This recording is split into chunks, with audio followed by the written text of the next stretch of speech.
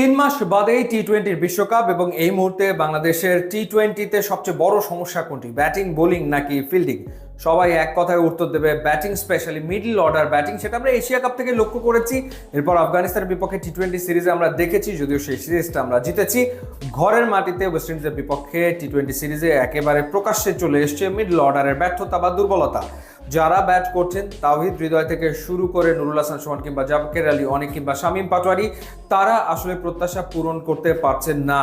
এবং এই মিডল অর্ডারে যে শূন্যতা তৈরি হয়েছে সেটার কারণে বাংলাদেশ দলকে ভুগতে হচ্ছে।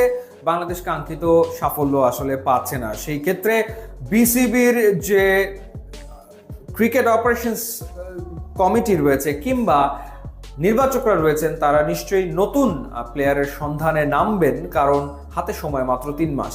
একটা অপরচুনিটি বিসিবির সামনে রয়েছে। সেই অপরচুনিটিটা হচ্ছে এসিসির একটা টুর্নামেন্ট, যে টুর্নামেন্টটার আগে নাম ছিল এমার্জিং এশিয়া কাপ। তো সেই এমার্জিং এশিয়া কাপ এবার নতুন নামে মাঠে গড়াচ্ছে। নতুন নাম হচ্ছে কি যেন নাম, ACC Asia Cup Rising Stars Championship, যেটা শুরু হবে 14ই নভেম্বর থেকে কাতারের দোহায়। বাংলাদেশ পড়েছে শ্রীলঙ্কা, আফগানিস্তান এবং হংকংয়ের গ্রুপে।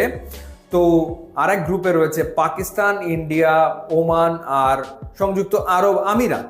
সুতরাং নিশ্চিতভাবে বাংলাদেশ তো 3টা ম্যাচ এখানে পাচ্ছেই, ম্যাচের সংখ্যা আরও বাড়তে পারে। এই টুর্নামেন্টে ইয়াং স্টার্সদেরকে প্রমোট করা হয়, সেটা ঠিক আছে, কিন্তু চাইলে বিসিবি সিনিয়র ক্রিকেটারকেও এখানে প্রমোট করতে পারে। একবার কিন্তু এমার্জিং এশিয়া কাপে সৌম্য সরকারকে প্রমোট করা হয়েছিল, তাকে খেলানো হয়েছিল। যেহেতু এই মুহূর্তে বেশ কয়েকটা নাম আলোচনায় রয়েছে, যেমন সাব্বির রহমান, তাকে নিয়ে এত কথা, এত আলোচনা হচ্ছে। বিরাট দর্শকদের একটা গ্রুপ চাইছে যে সাব্বির রহমানকে একটাবার টি-20তে সুযোগ দেওয়া হোক। এবং ইনফ্যাক্ট সাকিব আল হাসান তিনি বলেছিলেন যে সাব্বির রহমান আসলে টি-20তে পারফেক্ট। তো সেই প্রেক্ষিতে যদিও ডোমেস্টিক সার্কিটে তার পারফরমেন্স এমন আহামারি কিছু না যে তাকে আসলে জাতীয় দলে আবার সুযোগ দিতে হবে, কিন্তু বিসিবি চাইলে তাকে দেখতে পারে। এবং সবচেয়ে বড় ব্যাপার যে তার হাতে স্ট্রোক আছে, তার হাতে শটস আছে, নানা রকমের শট সে খেলতে পারে।